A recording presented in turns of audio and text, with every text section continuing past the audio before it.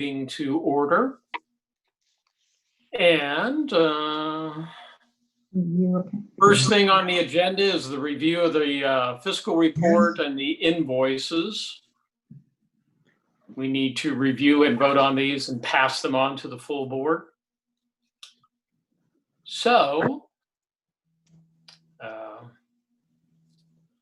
Amber or Jennifer, is there anything worth noting for the August 2020 report? This represents the 4th month of the fiscal year, so we're a third of the way through the current fiscal, or yeah, I did my math right. Yeah, that's a third of the way through the fiscal year. Well, one thing we should point out is we did receive our per capita grant. It came right before the end of the month. So we got the whole grant, and it was a total of $41,283.05. Wow. Yep. Great. Yeah, that's great, considering we budgeted $25,000. So we're a little ahead of the game there. So Yep. Thank you, Jesse White. Yes. Let's, anything on the expenditure side worth noting, or if any of the committee members have any questions? Well, one thing I will say is we did pay our landscaping bill that actually hit in August. So you'll see that under the maintenance of grounds. Also, that compressor that went out, we paid for the labor that hit last month as well. That total was $5,595.25. And going back to the landscaping, Amber, I noticed that puts that line on. We've already overspent in that line item right now, correct? Yeah, I think that was the only thing that we had laid out for actually the maintenance of the grounds this year so far. So we spent our budget, but that's what it was intended for, I believe. Okay.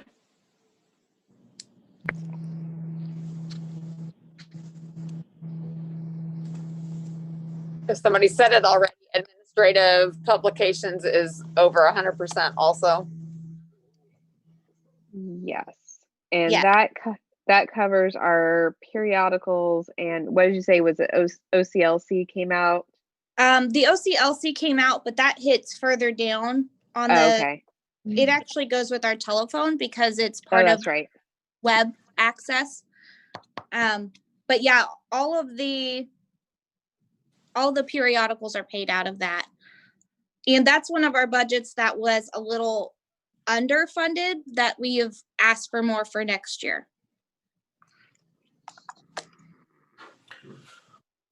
Are there any other questions from the committee in regards to the August fiscal report?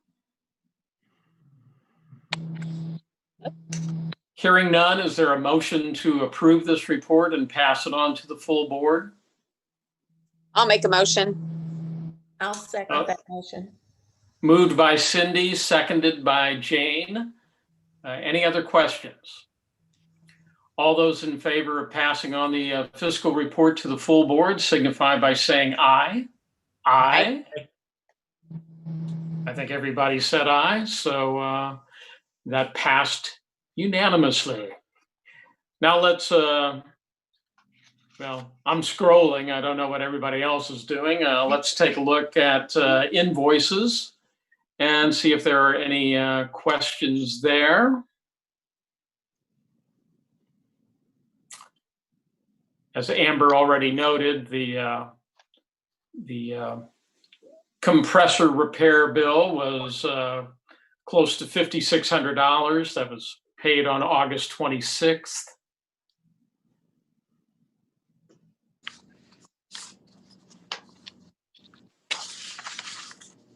Trying to see if there's any other invoices that you want to bring to our attention, Amber, that one of the things I would mention, the Visa bill this month, it was over $6,000.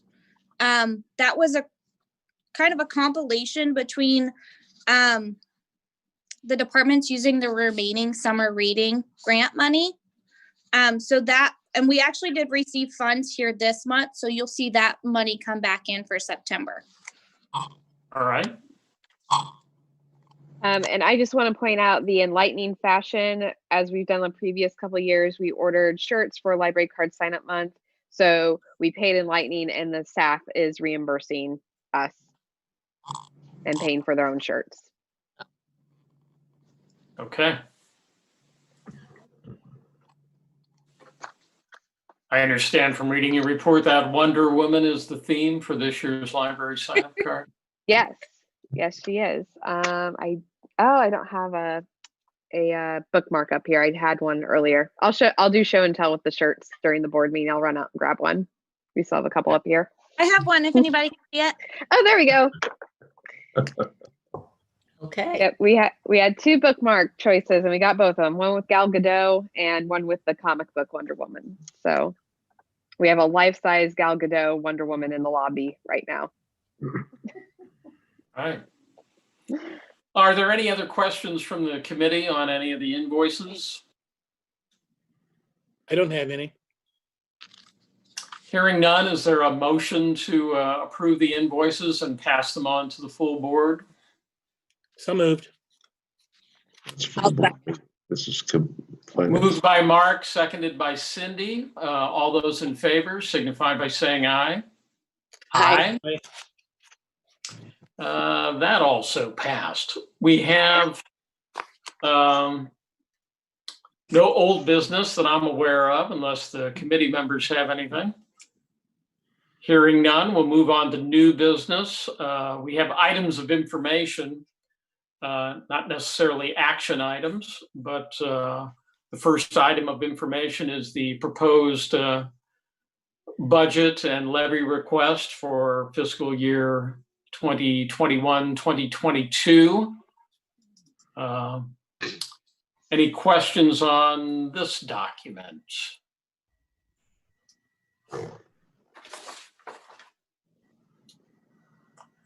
I noticed, just for the rest of the committee's information, that earlier this month, Jennifer, Amber, and myself met with Mayor Williams and Ashlyn Massey, the new city comptroller, to discuss our budget and our levy request.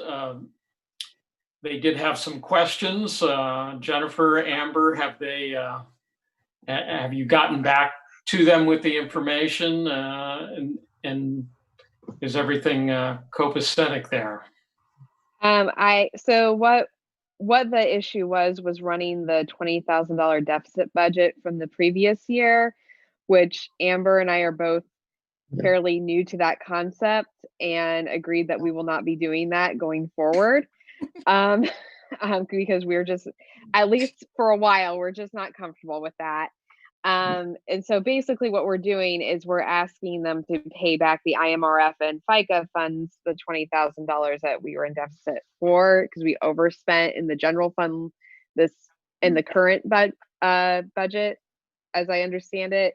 So that aside, we were able to reduce line items in a few different places, in the periodicals, especially because Taylor went through and just said, we don't need this one or this one or this one. So that was a huge savings. And we saved in IMRF because of we have so many new people, salaries went down as opposed to what they were. So we increased in some areas because we want to look into getting self-checkout machines and a new gate and all the peripherals that go with that. So I did email Mayor and Ashlyn about that deficit budget. I have not heard back from either one of them. So since I couldn't be with you because of Wilbur's test, what was the general feel? I mean, how did you feel their response was overall? I thought that they were both very, I would say friendly about the whole thing. And Mayor said he couldn't make any promises that it would pass. He appreciated us not asking for any more than we did. But he said, we just don't know because of COVID and the state and one thing and another. So he really didn't give me a feel either way if it would go or if it would not. Honestly, I kind of felt like he was prepping us for it to not go. Just, like be prepared for that. But I don't know if Amber and Jim felt that way. But any way it goes, I think we're going to be fine. Okay.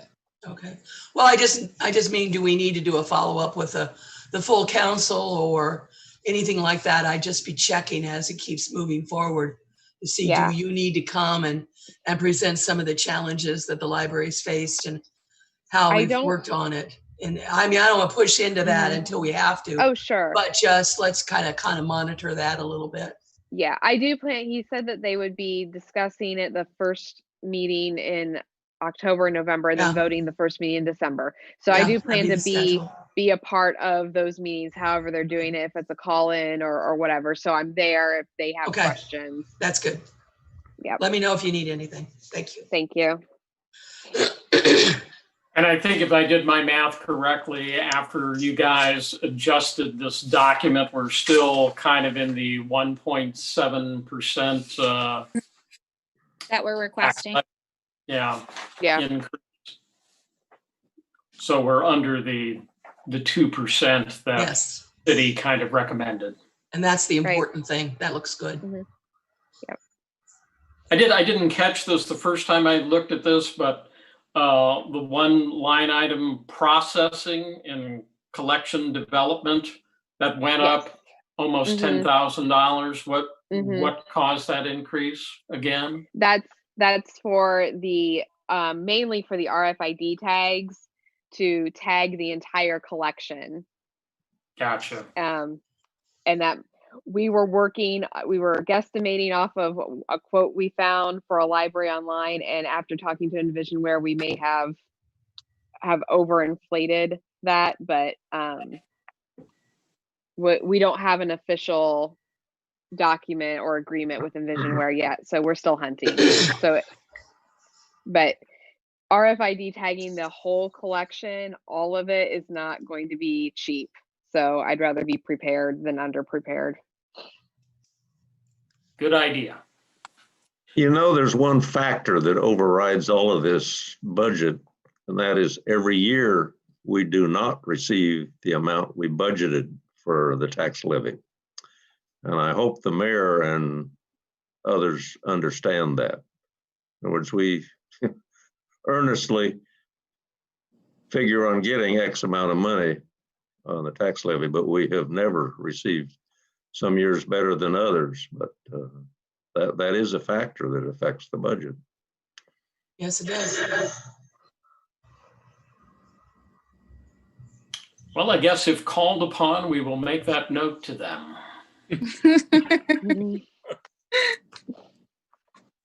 Any other questions on the budget or the levy request? The next item of information is the updated foundation grant request. So Jim, if I could just say real quick, because Peter and Taylor have joined the meeting, that we are still in finance committee. So you guys aren't missing anything. We haven't started the regular board meeting yet, but we will shortly, so hang tight. Thanks. So this is just an update of the colorful spreadsheet I gave to you last spring with COVID affecting just about all of the grants that we asked for from the foundation.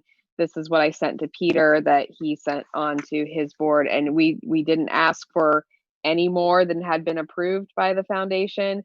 We're just shuffling how we're spending it. Some of it because we had better ideas of how to use it. Some of it we are being forced to because we can't have large groups of people in. Summer reading certainly felt that, but I think we're making lemonade out of lemons as I will show you in the director's report. And I just wanted to for you all to see what was going on with this. And I thank Peter for assisting, and the other managers for sitting down and parsing out, okay, well, now we have Johnson to do this instead of Jessica. Now we have Taylor to do this instead of me or Jessica. So there was some of that internally going on as well. Well, thanks for adjusting on the fly, as it were. Are there any other questions about the information in regards to the grant requests? Hearing none, I will continue the Finance Committee, going tragically overtime here.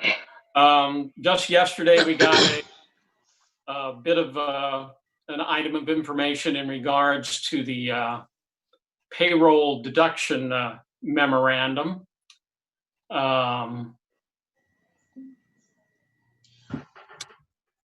We're actually gonna discuss that in the board meeting under new business, Jim, so. Okay. Yeah. I don't know if the Finance Committee has any questions at this particular time about this item of information. I'd be happy to wait and talk about it with the board, I think. Hear all comments.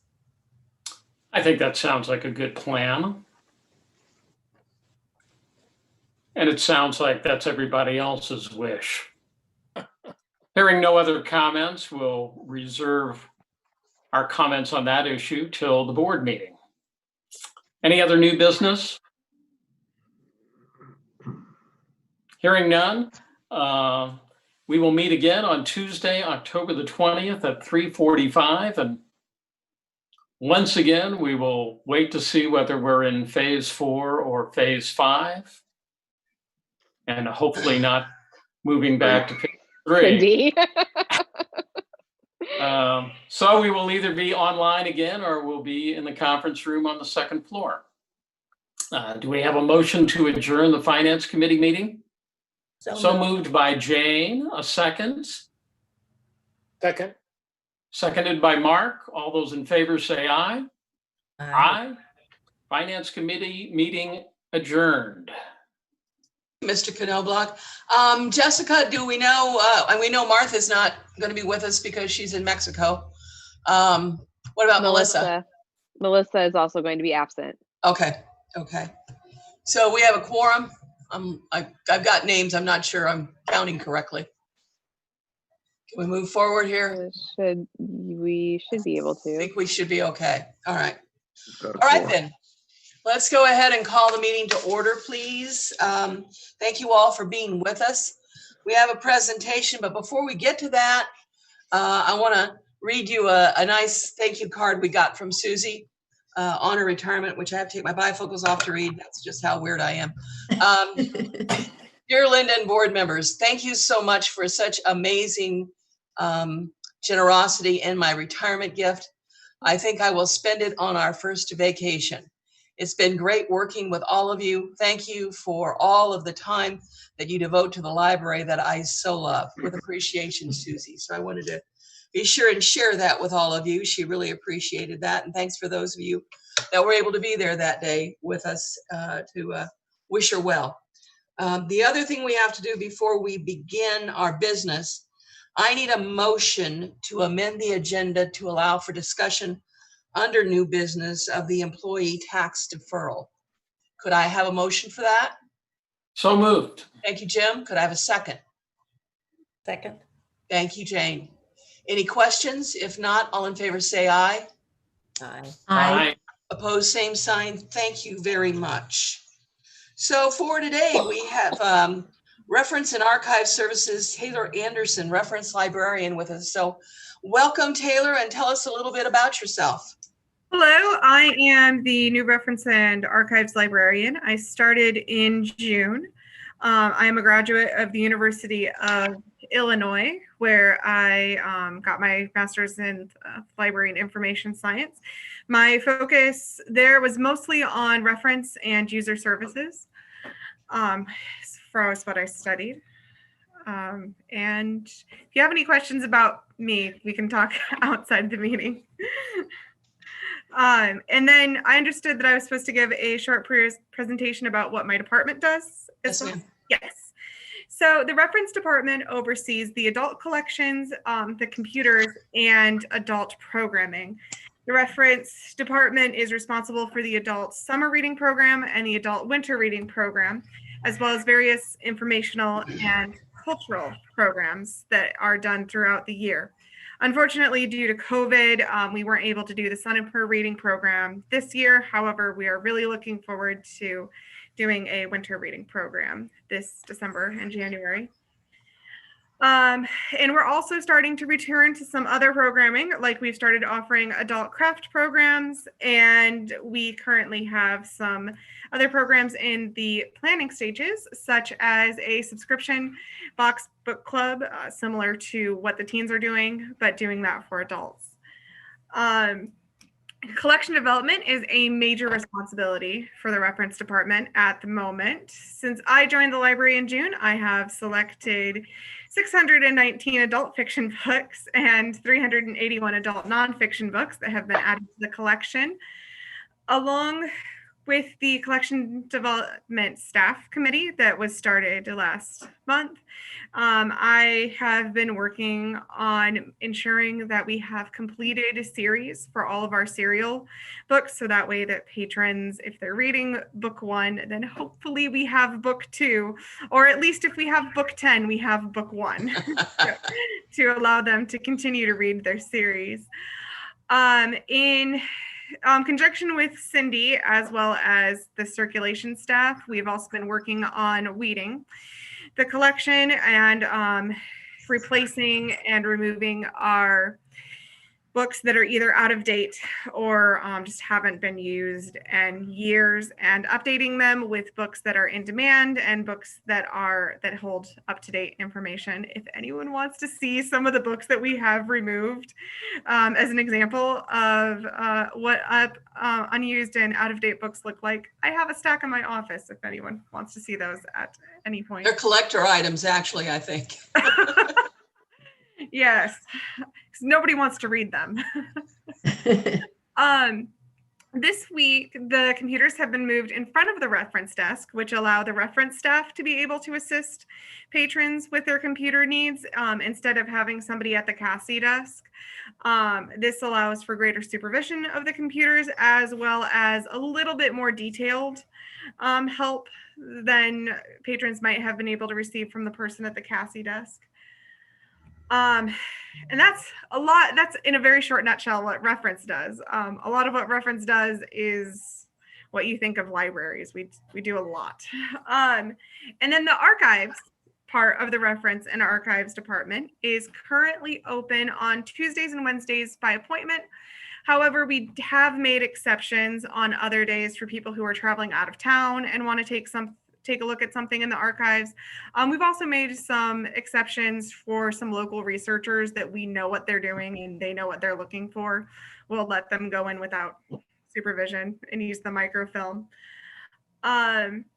The archives collection contains many, many things, including books by local authors, documents from local history, our city directories and high school yearbooks, books that are of local interest, and over 1,000 rolls of newspapers on microfilm. We have so much microfilm, and we have many other materials that are pertinent to the history of Vermilion County, both books and just documents and pictures and newspaper clippings.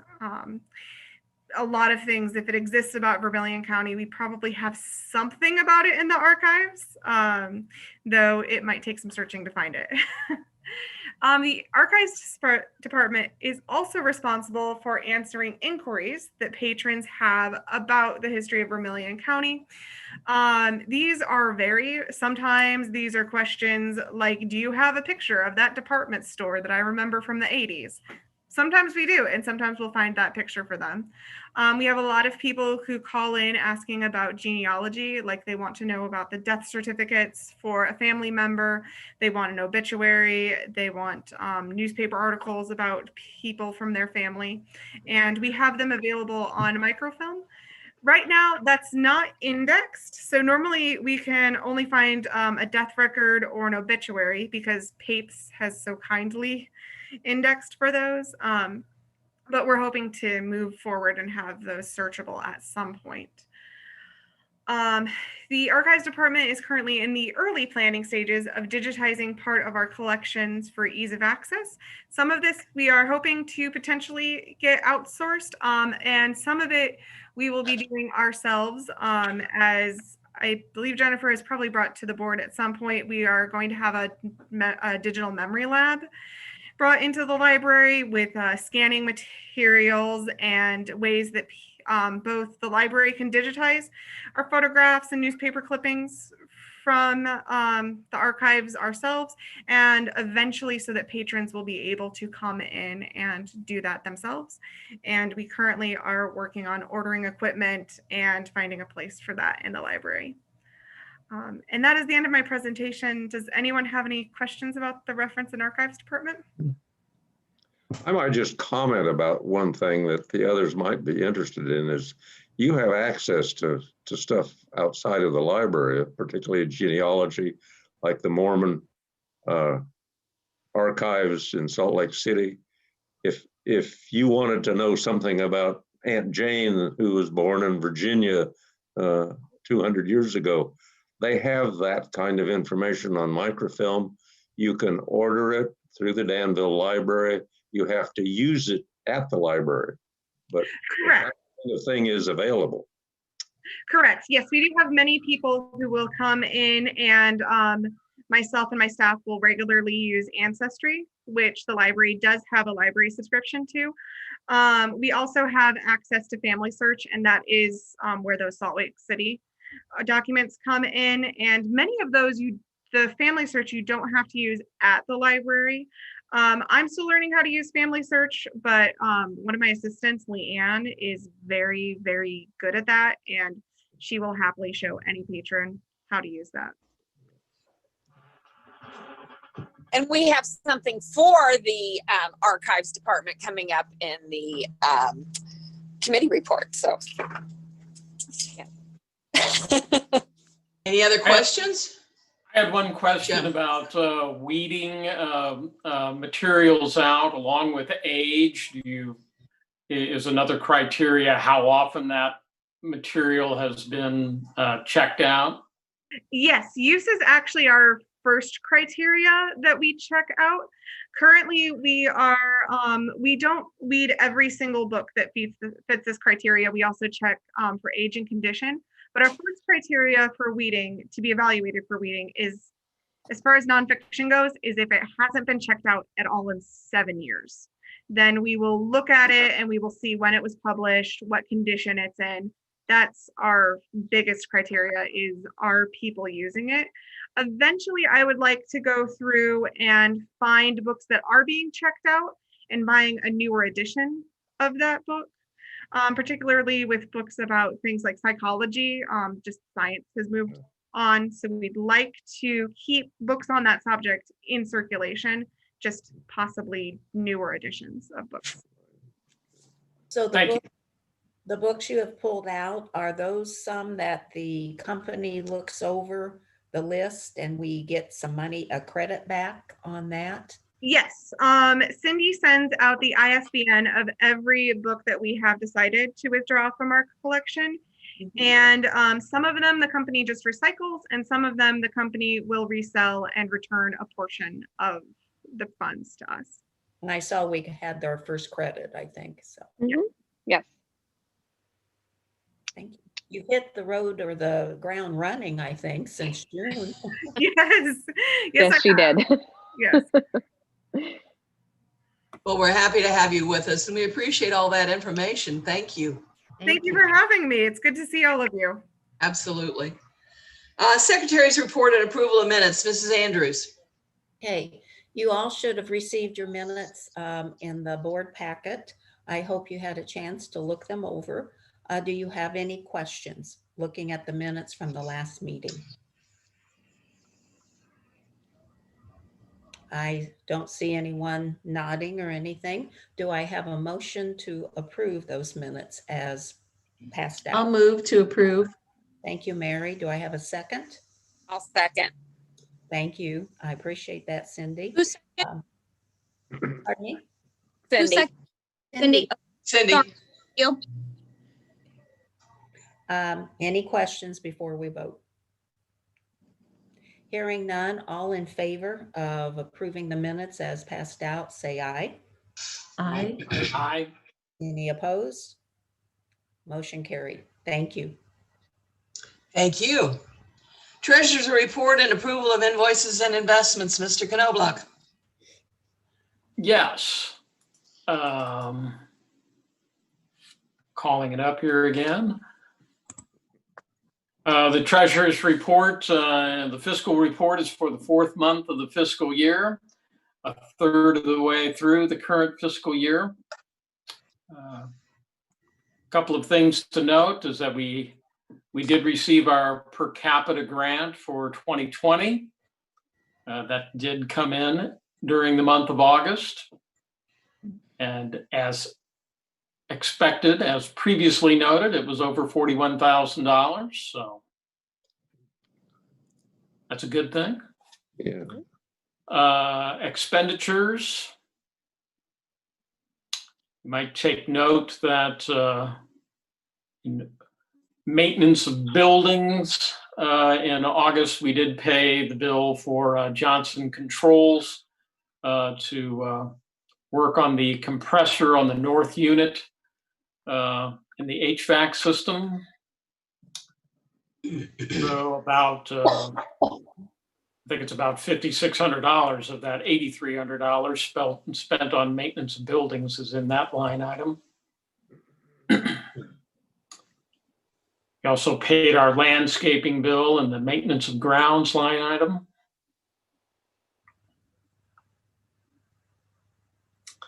Are there any questions about the fiscal report for August of 2020? Hearing none, I need a motion to approve. I'll make the motion to approve those invoices. Moved by Jane. Do we have a second? I'll second it. Seconded by Cindy. Any other questions? Hearing none, Amber, we need a roll call for this approval. Righty.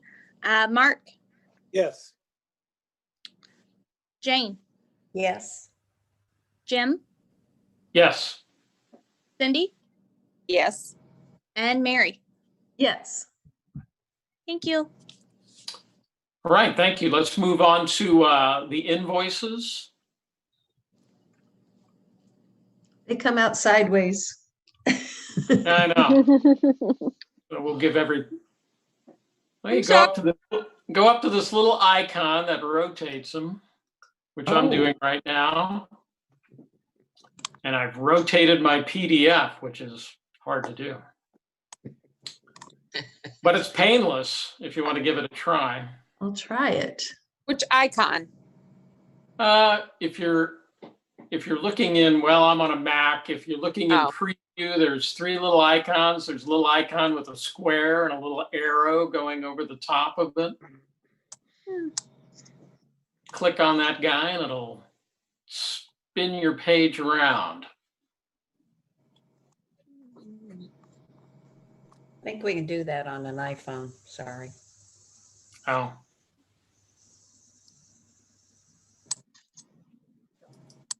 If you're on an iPhone, then what you want to do is hold your phone up, lay your head on the desk, kind of like this, read the document. I could take a nap. You will notice on that the $5,600 that I alluded to, Johnson Controls, that was paid on August 26th.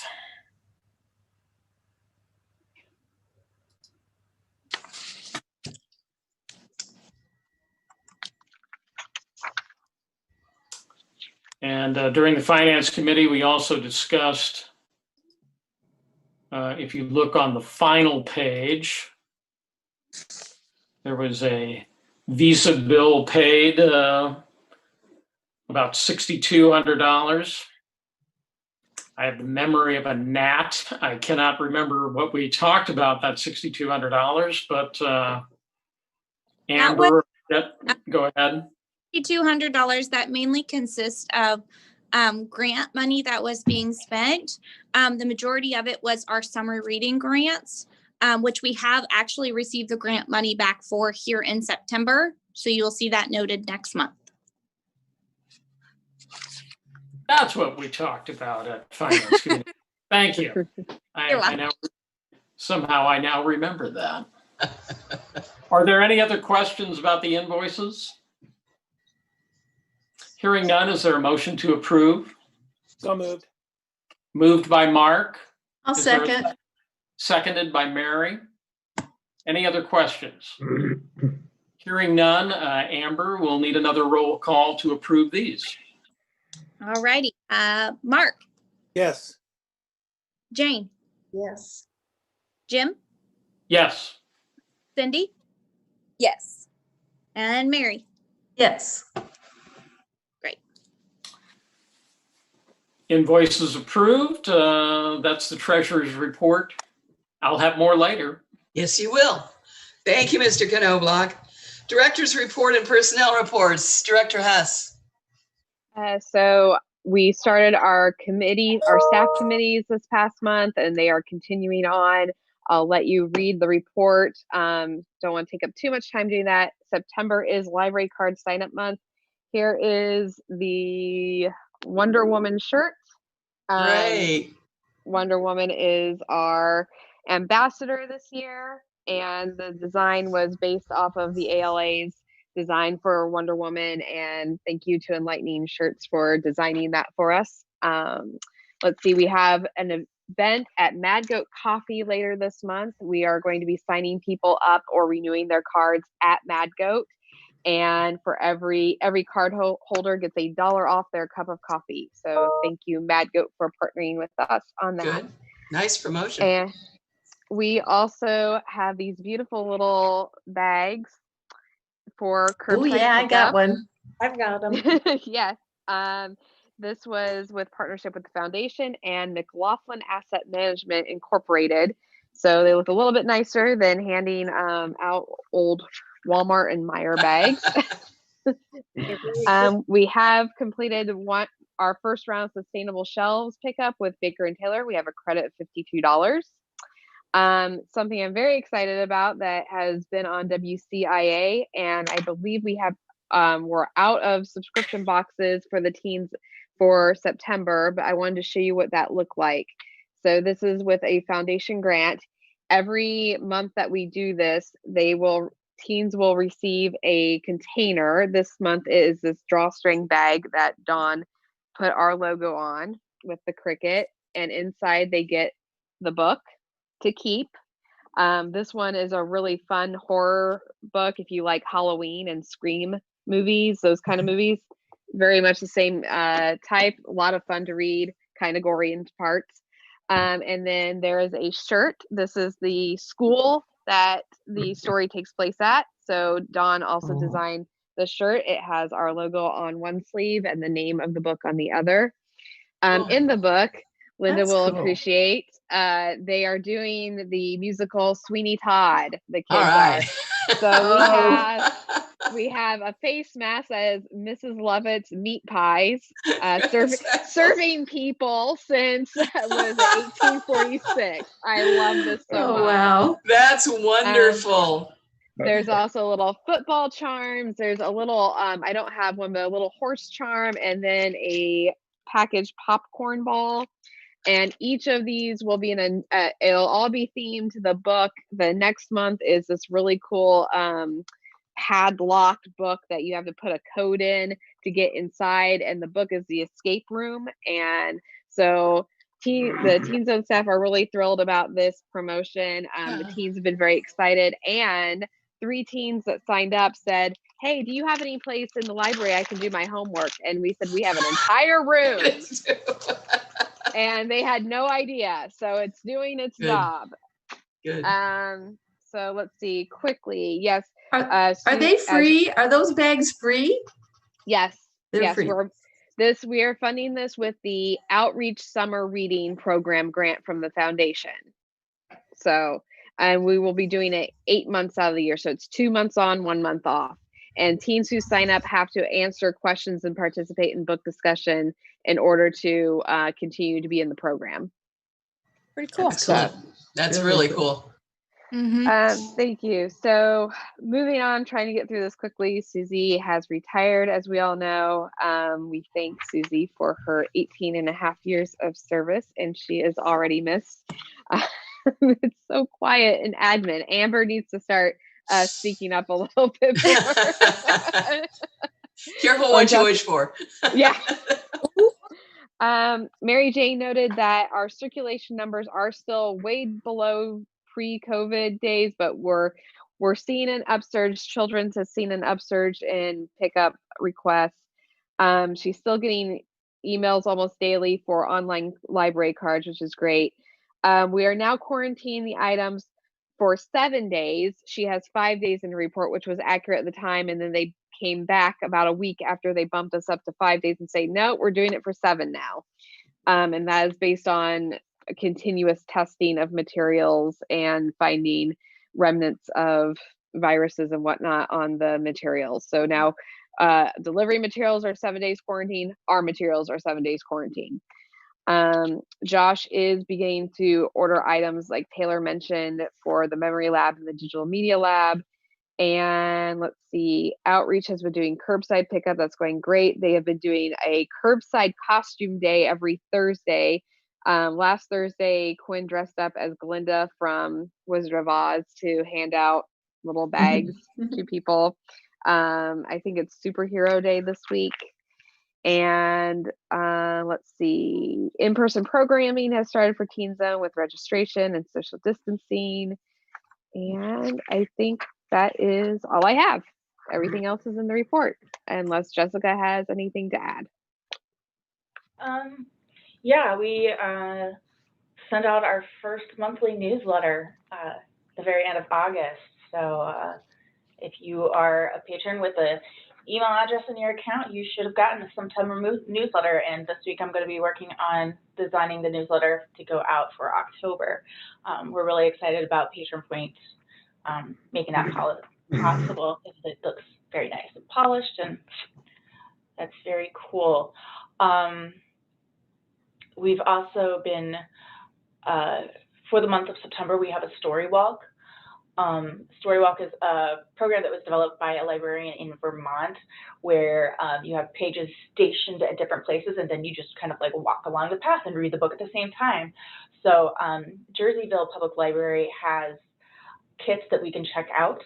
And so we got one called Wonky Donkey, and the pages are posted along the back of the building, those windows, so people can just kind of walk at the back of the building and read a little book while they're at it. And hopefully they won't get bitten by mosquitoes while they're walking through the grass. Neither here nor there. So that's going to be all month this month for September. And yeah, we've restarted our Pilates class. Amara has taken over that, and she's also doing a meditation class both on Fridays, and those are doing really well. And yeah, that's the big thing is that we've been working on this month. Thank you. Questions? Are those classes on Zoom, the Pilates and the? Are they in person or? They are in person in the first floor meeting room. You register, we're limited to 10 patrons. But now that you mention Zoom program, we do have one that's coming up October 3rd. We have a guest speaker, so it's going to be actually like a webinar. And she is a food historian. She's going to be talking about the history of corn, how it changed itself and then changed everything else. And so we're pretty excited about that. And we have a couple other speakers that are coming up in October and November as well. Great. Any other questions?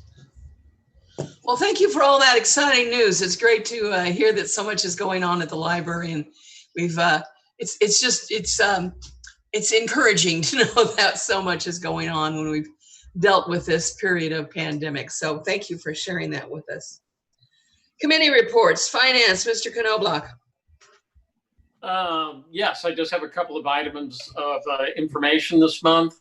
One of them is the proposed budget and tax levy request for the upcoming fiscal year. The Finance Committee discussed this earlier here this afternoon.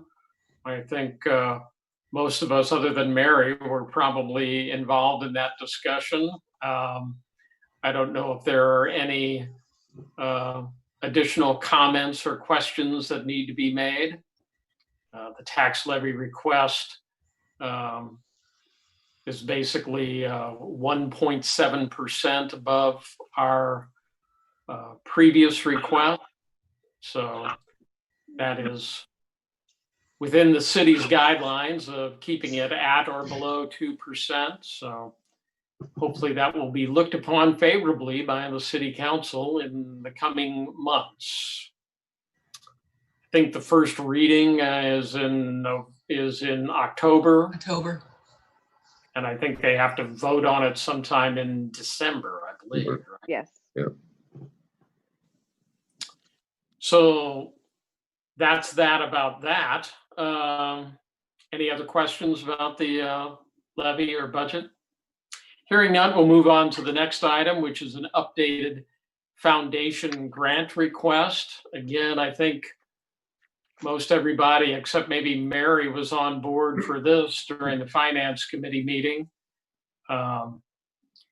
Basically, what Jennifer and the rest of the staff has done, they've kind of reviewed the grant requests that were made pre-COVID-19 and have adjusted where some of the grant request money is going to go in various programs. The grant request bottom line has not changed. It's just some things have been reapportioned to different programs and different line items in the grant request.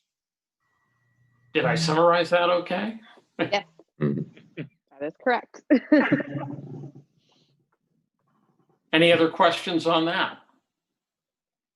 Hearing none, the Finance Committee will meet again on Tuesday, October the 20th at 3:45. Maybe in the conference room. We don't know. That'd be exciting. That would be very exciting. All right, Policy Committee, Cindy. Okay, I'm going to put the two revisions together. If that's okay with everybody. So the first one we'll look at is the Code 5576, employee and volunteer postings on social media.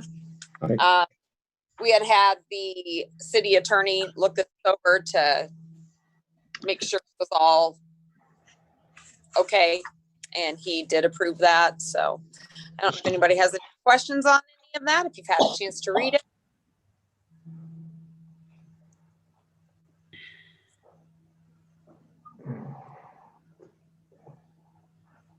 And if there are no questions, if anyone would like to make a motion to approve the revision of the employee and volunteer posting on social media sites. So moved. I'll second. Do we have to do roll call votes on this? Because we're on. Okay. Yes. Okay, so Mark, Yes. Jane, Yes. Jim, Yes. Cindy, Yes. and Mary. Yes. Gotcha. Anyone opposed? Motion carries then. Okay. The next one is the fines and fees. This is where I was saying that we were going to do a little something for the archive research fee. What the first part of it is that it is getting rid of late fees on books and materials, mostly less fortunate area. If people lose materials, they still have to pay for the replacement costs. Right. And then they are increasing some of the genealogy and archive research fees. Right. Because some of them take so long. So, I don't know if I've covered that enough. Right. So Taylor had researched with other libraries to see what their fees were for genealogy and archives research, and $10 for an hour seemed to be the going rate. So we agreed no cost for first 30 minutes of research, and then $10 for every hour after that. I also included in the board packet the resolution on monetary fines from ALA, just for your own reference. This is what ALA supports, not where libraries can, not having late fines on materials, mostly because it is a barrier to access. I had a question.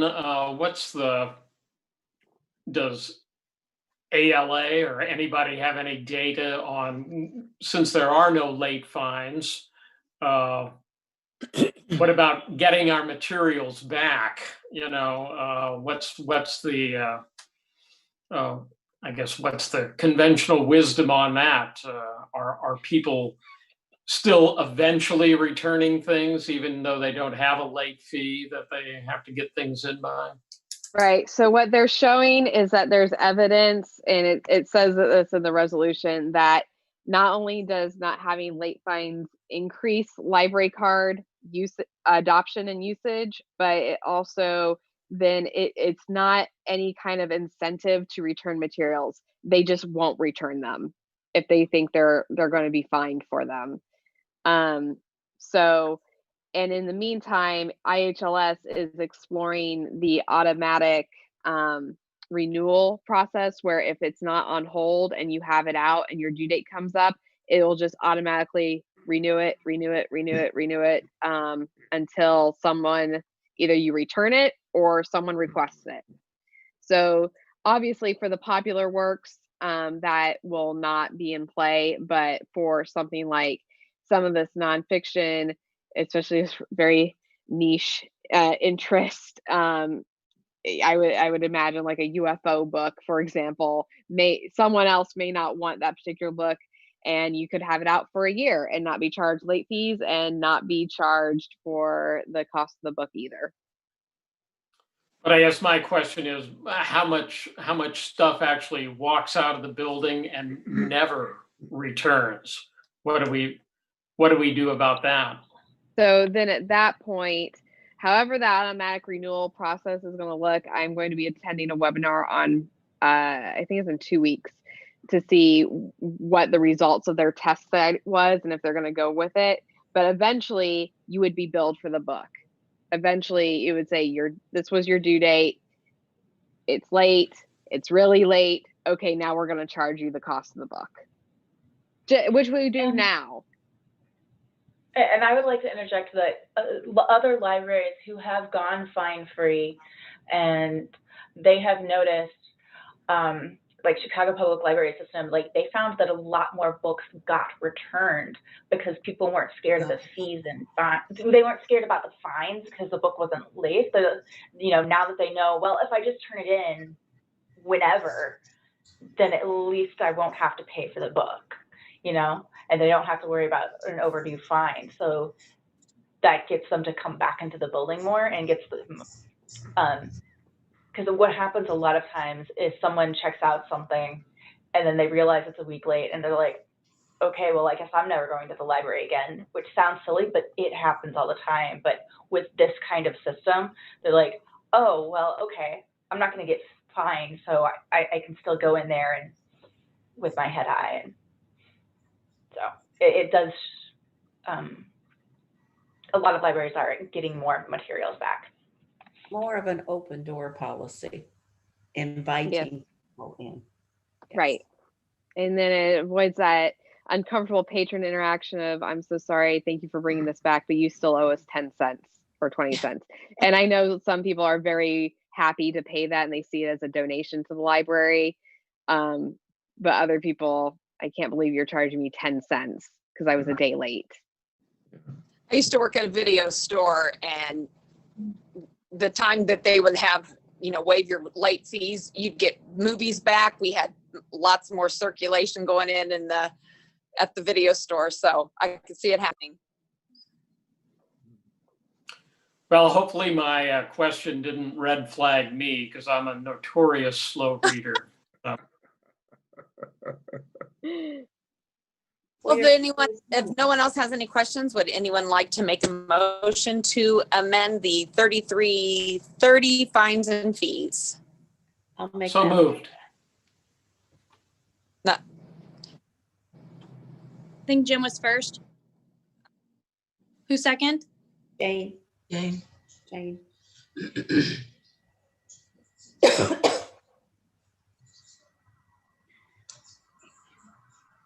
So we have to have a roll call vote on that.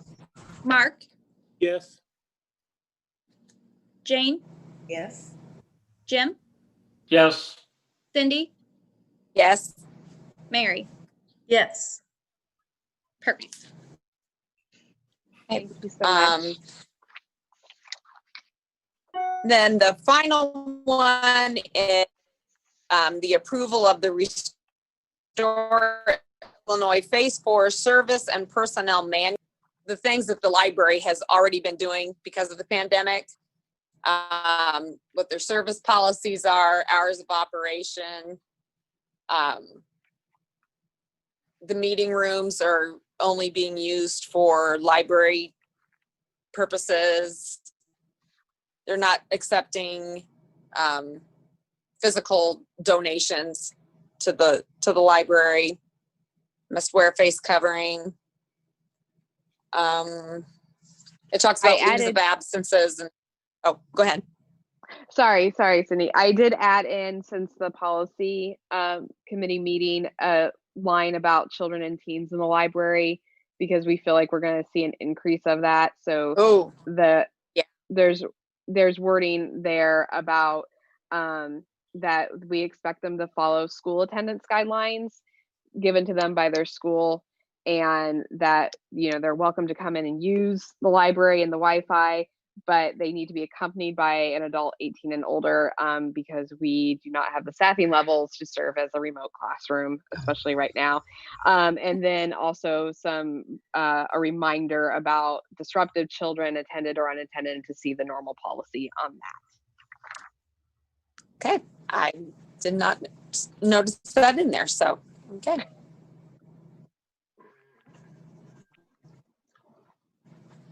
So does anyone have any questions on any of these items that are in these packets? If not, would anyone like to make a motion? I will move approval. To approve? Okay. Go, Jane.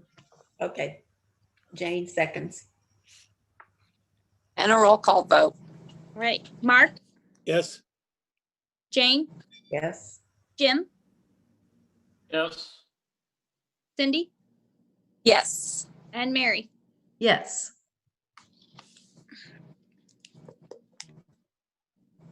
Motion carries then. Our next meeting on the paper, it says it's Tuesday, September 8th, but it's not. It's I'm so sorry. November. for the Tuesday before our board meeting in November. That would be November. I'm looking. November 10th. Number 10. 10th. Tuesday, November 10th. All right, thank you, Cindy. Building Committee, Mr. Knobloch, anything to report? Nothing to report. We'll meet again on Tuesday, October 13th. All right, thank you. Mr. Blackman, thank you for joining us. Thanks for having me. Absolutely. Just step on in, it's your turn. So, unfortunately, this is a long time coming, as I had just kind of gotten started and went from not being able to make the first meeting to having nothing to say for the next several meetings. it's been, well, I don't have to tell you, it's been a strange run, but here at the, in our side of things, it's obviously just been a little awkward, to say the least, to try and be competing with the new charity, and that is everybody's own household. So as we went into sort of hibernation on this, the development committee started trying to figure out things that we could do in lieu of events. And one of the other things that we had to kind of deal with was the idea that we didn't really want to go dark. I hadn't met any of the new donors, right? If I hadn't known you prior, I haven't met you yet. And that was a very strange situation to be in. And so while I did some amount of cold calling to sort of introduce myself, most of that was okay, but it was none the least very awkward and strange to be introducing myself for absolutely no reason during a pandemic. So I thought it felt thinly veiled, and I didn't really care for it. In lieu of that, we developed I had a couple of artist friends of mine take a photograph of the library, and then in turn take that photograph and create a watercolor. And then at our print shop here, we created a canvas for that, and we use that as a gift for donors. I should tell you that the development committee initially went 1 year back, and because of the way our fiscal year runs, in line with your fiscal year, didn't really get everybody that probably should have. So we went 2 years back, and that greatly increased the number of canvases we had to print. And to boot, I've been hand delivering those. So we didn't want to mail any that we could avoid mailing. It wasn't just a cost savings effort. It was really just me trying to finally get out there and face to face, safely behind a mask, barely visible, introduce myself to some of the new people that I had not met. So it made up for a lot of lost time in that regard. Being able to introduce myself, people meeting us for the first time, and as opposed to trying to create an event and draw money out of people that really, listen, we'll keep our main base by and large, but we're not, no foundation, none of the big charities right now are trying to kind of rely on heavy donations, and it's awkward to ask that kind of thing. So instead of really going that direction, we simply sent out a gift and hand delivered it as a thank you, and not being able to do those events. And that, by the way, is still going on. In fact, a mailing went out today to say that if you have not received it yet, it is still coming, and hopefully before Christmas, at the way things are getting delivered.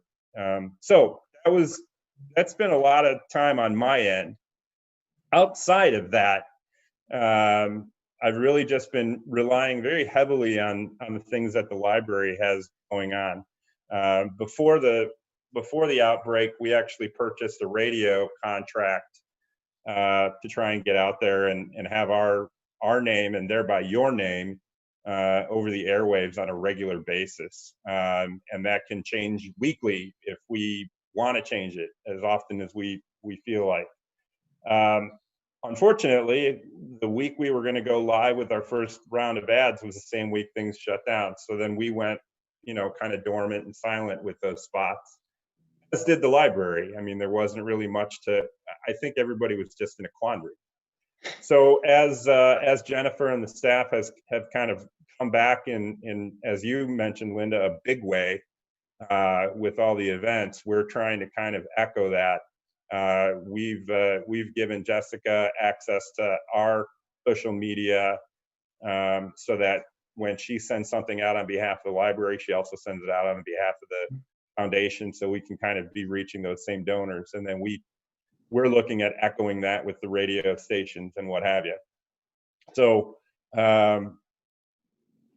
that being said, things are starting to kind of move forward. On the development committee side, we still don't really know how we're going to come up, if we're going to come up with any sort of event where we're expecting any modest, I mean, even a modest crowd. I think that's the meetings we've had have just been a lot of staring at the screen in a Zoom meeting without any answers.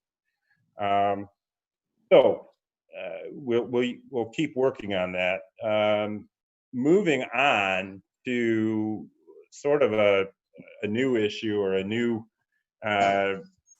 thing, I should say, is as we've not had 2 book sales, and it doesn't look like we'll have one in November, it's starting to look like a squirrel hiding nuts all over town. I've got books hidden all over Danville at this point, because I've been trying to accommodate Jennifer and the library storage needs.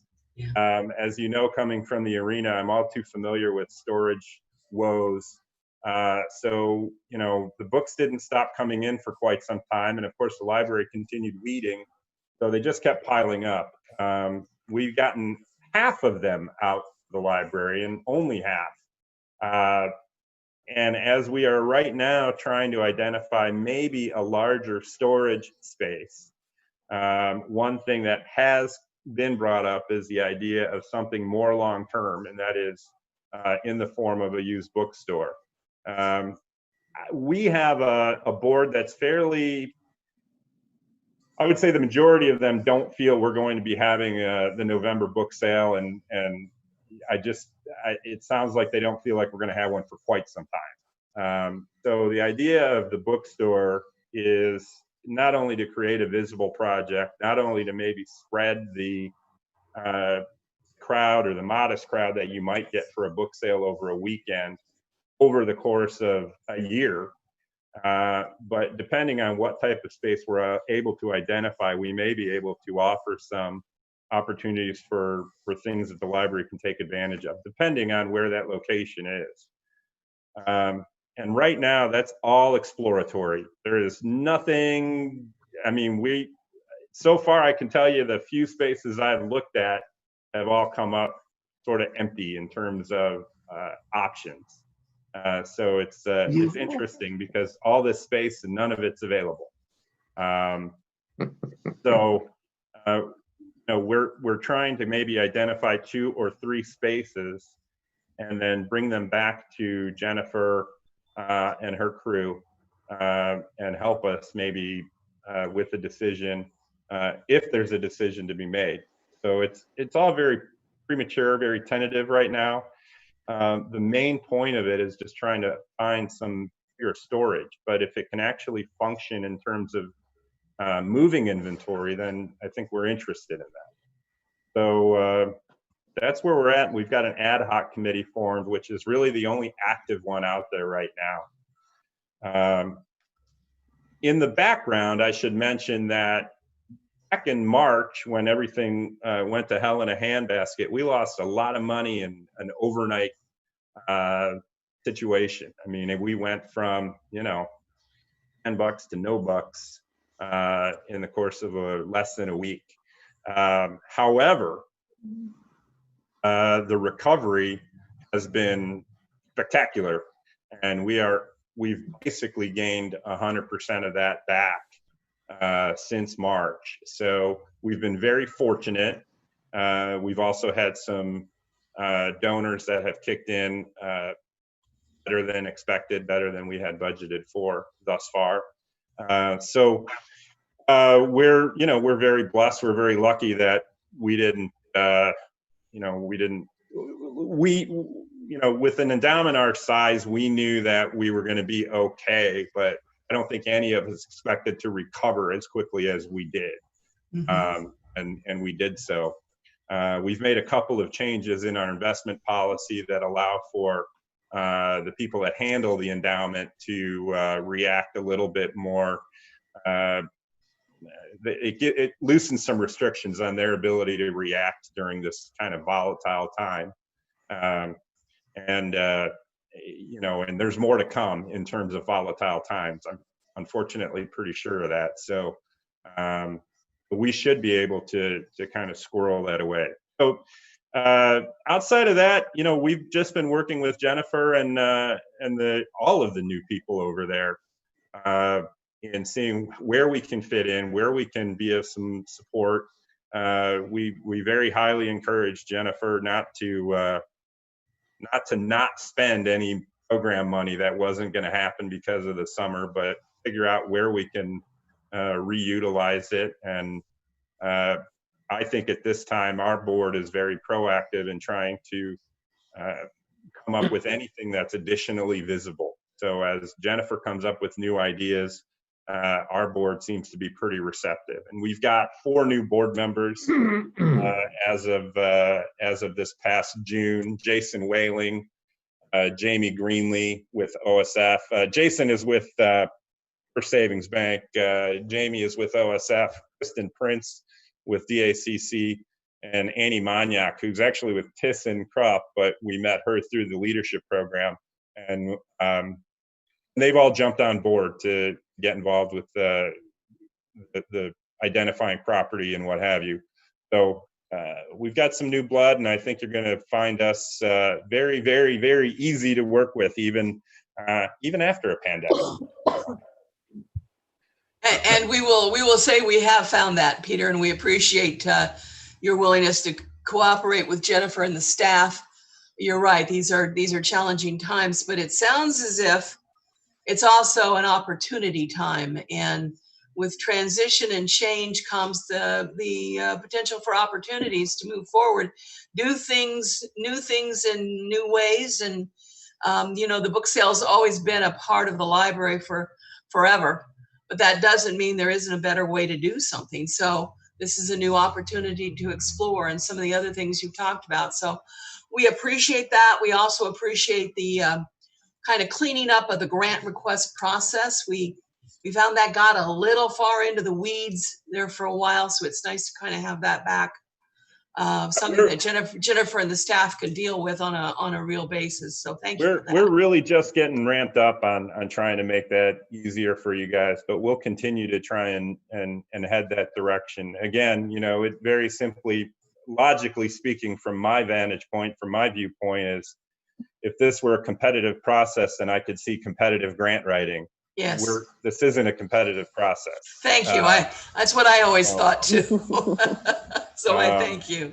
So yeah, and it definitely has forced a lot of creativity on everybody's part, and that's become apparent. So the libraries, just like I said, after I gave Jessica access to our social media, our page started blowing up. The event calendar is fantastic. So it's really shown how creative the library can get, and we're happy to be a part of it.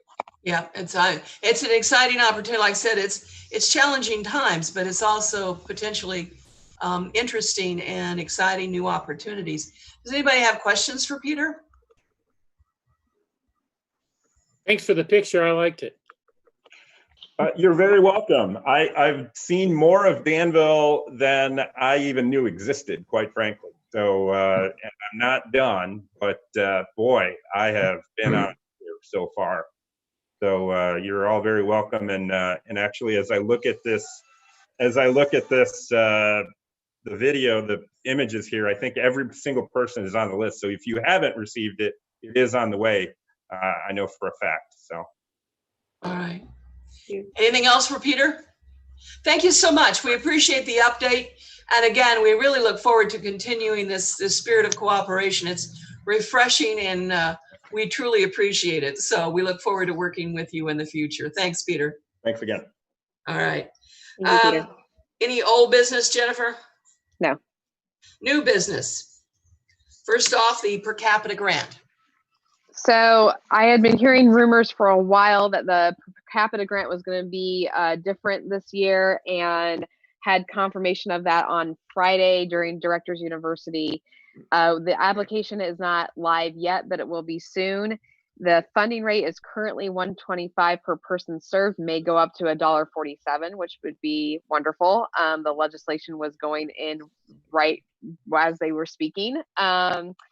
And again, just a review of what we can use those funds for. The deadline is January 15th currently, but they may push it back to March because they recognize both COVID and the changes in the application might make it a little bit difficult to meet that deadline.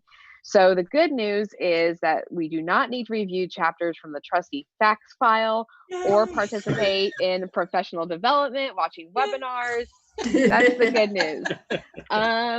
The challenging news is that we have to review the entire book this year because it is brand new.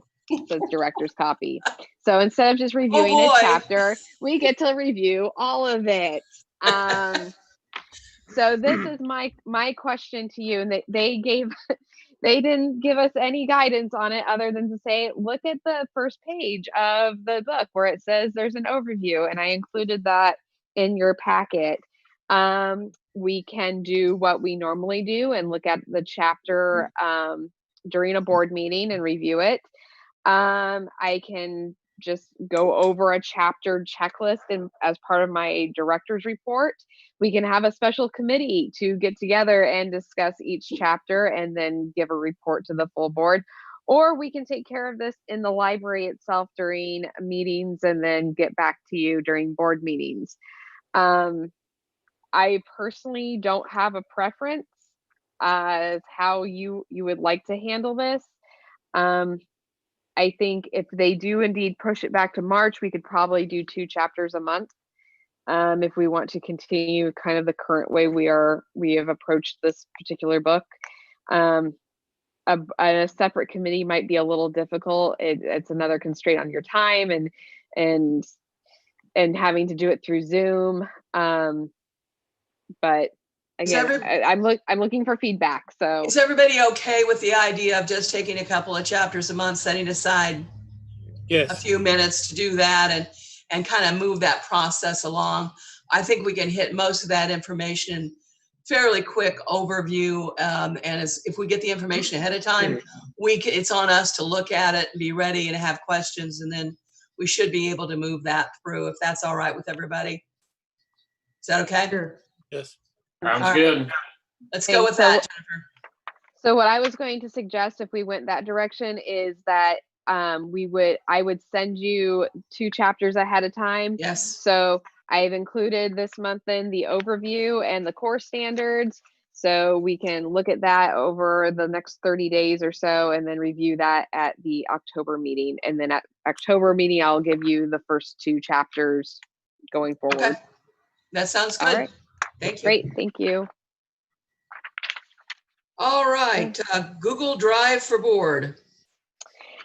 So this came about as a suggestion from Directors University. A couple directors had created a Google Drive for their board of trustees to have access to various items, whether that's items from your orientation that you might want to go back and look at. I have actually uploaded the entire PDF version of this book into a Google Drive. There's I'm updating that. There's the meeting schedule, everybody's contact information. You know, we have that on our drive here at the library through the server, but we don't have anything like that for you all to have just access to. I can dump in the IPLAR so you have stats at the ready if you need to pull it up if you're talking to somebody about the library. Yeah. Oh, let me check what the circulation numbers were last year. There they are. So if you're open to this concept of having a Google Drive, I am happy to invite you to it. And we can discuss future use of it as we go along. What do you think? I think it sounds like a great idea and good opportunity. Good idea. Sure. I think it's Thoughts? Good. Yes. All right, we'll go with it. All right, Thank I you. will start sending out invitations so that will come through your email. Okay. And then finally, employee tax deferral. This has just come up. You sent some information out to me and I appreciate that. So let's talk about this situation and what we need to consider. So Amber just received this information from ADP and she might chime in a little bit, but basically what it comes down to is this payroll tax deferral. We can choose as an employer to not participate in it. if we do choose to participate in it, the employees have the option of participating or not. I think my preference and Amber's preference is that we choose not to participate.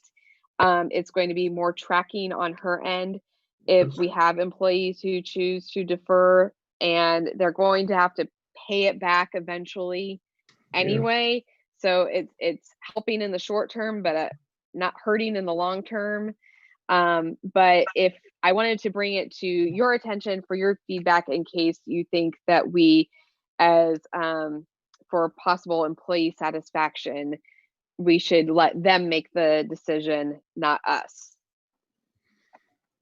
I agree with you, especially since we've had people on full pay during the entire period of time. I was concerned about that the library would be responsible, would be liable for those charges or amounts of money, even if the employee was not able to pay or if they left employment. And that was disturbing. And we will be, that's the big concern. We will be liable for all of it. Yes. I think Yeah, there's lots of potential complications with this. And I think if you read news media reports, a lot of larger companies are opting not to offer this. It sounds like it could be a potential nightmare. Mm-hmm. The large companies at least have bookkeepers and Exactly. people. The library doesn't.